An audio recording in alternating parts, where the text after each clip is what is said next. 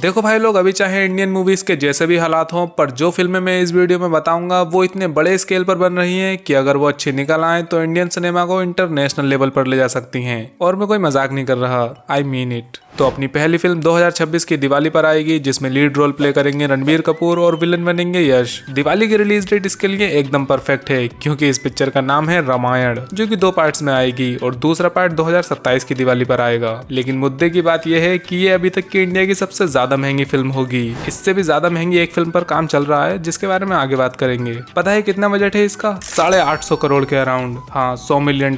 पर ये बजट इसके दोनों पार्ट्स के लिए है। अगर बजट देखकर कुछ ज्यादा ही खुशी हो गई हो तो याद दिला दूं कि आदि पुरुष का बजट भी 700 करोड़ था। खैर छोड़ो उसे, अच्छी बातें करते हैं। तो ये मूवी ग्लोबल लेवल पर तो जा ही सकती है, प्लस अगर ये बढ़िया चल गई तो हमें ऐसी और भी कई सारी फिल्में देखने को मिलेंगी। एंड शायद इसके बाद फाइनली महाभारत पर भी 2-4 फिल्में बन ही जाएं। इसके बाद जो फिल्म है क्रिश 4, वो इतने टाइम से डिले होती आ रही है कि अब तो मैंने उम्मीद लगाना ही छोड़ दी थी, क्योंकि उसके पिछले पार्ट क्रिश 3 को आज 10 साल से भी ऊपर हो गए। पर अब अचानक से पिक्चर के साथ साथ डायरेक्टर भी अनाउंस कर दिया, जो कि ऋतिक रोशन खुद ही हैं। और बस यही नहीं, क्रिश 4 का बजट 700 करोड़ के अराउंड बताया जा रहा है। इतना पैसा सुनकर स्टूडियो की नींदें उड़ गई, जिस वजह से पिक्चर बनने में इतना टाइम लगा। अब इतना तगड़ा बजट है तो या तो फिल्म बहुत ही अच्छी बनेगी या फिर बहुत ही खराब। लेकिन अपना बजट कवर करने के लिए मोस्ट प्रोबेबली ये इस पिक्चर को ग्लोबल लेवल पर ही रिलीज करेंगे। क्रिश 4 के बाद शायद कुछ और मेकर्स में भी कॉन्फिडेंस आए सुपर हीरो प्रोजेक्ट्स में ज्यादा पैसा लगाने का, एंड हमें कुछ और बढ़िया वाली इंडियन सुपर हीरो मूवीज देखने को मिले, क्योंकि अभी तक सुपर हीरोज को लेकर कुछ खास तगड़ा वाला माल नहीं बना अपने यहाँ। अब जो तीसरी फिल्म है उसका कोई टाइटल तो कंफर्म नहीं है, लेकिन लोग उसे जानते हैं SSMB 29 के नाम से।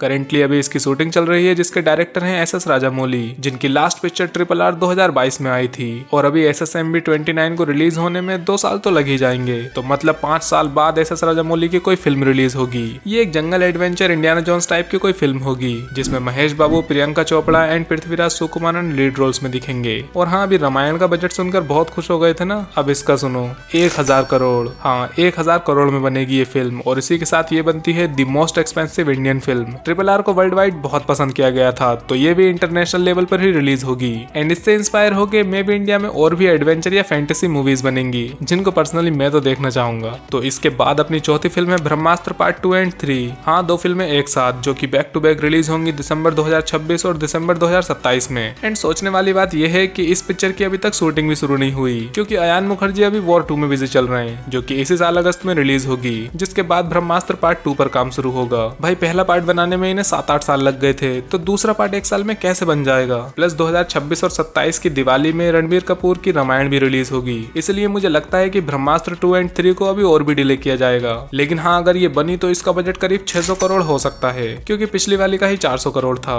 अब ये दोनों पार्ट से अगर काफी तगड़ा बिजनेस कर गए तो इंडिया में ऐसी फैंटेसी मैजिक वाली और भी मूवीज बनने लगेंगी, लाइक एंशिएंट गॉड्स का रीइंकार्नेशन आज के टाइम में होना। और भी काफी सारी स्टोरीज को हिंदू रिलीजन से कनेक्ट करके बनाया जा सकता है, जिन्हें देखने में काफी मजा आएगा। फाइनली बात करते हैं डायनासोर की। Yes, I am talking about कल्कि 2, जिसकी शूटिंग इसी साल दिसंबर से शुरू भी हो जाएगी। कल्कि पार्ट 1 ने 600 करोड़ के बजट पर 1100 करोड़ से ऊपर कमाए थे, तो कल्कि 2 का बजट 600 करोड़ से नीचे तो बिल्कुल भी नहीं होने वाला। हाँ, ऊपर जरूर हो सकता है। अब कल्कि अपने आप में ही एक सिनेमैटिक यूनिवर्स है, पर फिलहाल हमें कल्कि 2898 AD और बुज्जी एंड भेरवा के 1-2 एपिसोड्स के अलावा कुछ भी देखने को नहीं मिला। लेकिन कल्कि यूनिवर्स अभी तक काफी सक्सेसफुल रहा है और आगे भी रहेगा ही, जिसके चलते हमें कुछ और भी ऐसी साईफाई फ्यूचरिस्टिक या डिस्टोपियन फ्यूचर वाली मूवीज देखने को मिल सकती हैं, बस वो गणपत जैसी ना हो। एनीवे, अगर एग्जांपल दूं तो आदित्य धर की द इमॉर्टल अश्वत्थामा फ्यूचर में सेट थी, जिसको कैंसिल कर दिया गया उसके तगड़े बजट के चलते। तो शायद कल्कि 2 की सक्सेस को देखकर ये प्रोजेक्ट भी रिवाइव हो जाए। तो ये तो थी वो 5 मेन मूवीज। अब कुछ बोनस मूवीज भी देख लेते हैं, जैसे अल्लू अर्जुन और एटली की आने वाली फिल्म। पिक्चर के बारे में अभी ज्यादा कुछ तो नहीं पता, लेकिन ऐसी रिपोर्ट्स हैं कि ये भी एक साईफाई मूवी होगी, जिसका बजट होने वाला है 800 करोड़। अभी सिर्फ ऐसी रिपोर्ट्स आई हैं, ऑफिशियली कंफर्म नहीं है बजट। दूसरी बोनस पिक्चर है टाइगर वर्सेस पठान। ये फिल्म भी बहुत ही तगड़े लेवल पर बनेगी, जिसमें सलमान एंड शाहरुख एक दूसरे के अपोजिट होंगे। तो देखते हैं कब तक आती है ये भी।